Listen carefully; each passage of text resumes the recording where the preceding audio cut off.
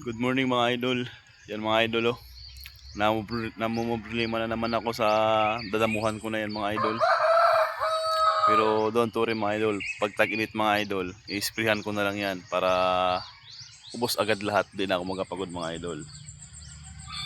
Nakaraan, nung grabe kainit, walang kadabo-dabo dito mga idol. Pero yung nagtag-ulan ng mga idol, yan mga idol oh, nakikita nyo.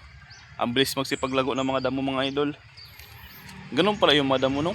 Pag tag-init, hindi sila nagatubo. Pero pag tag-ulan, ang bilis magsipagtubo mga idol.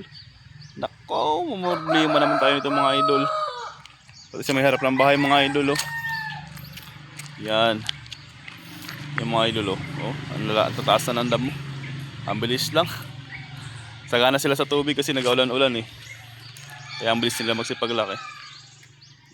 Ang ganito lang muna guys. Good morning.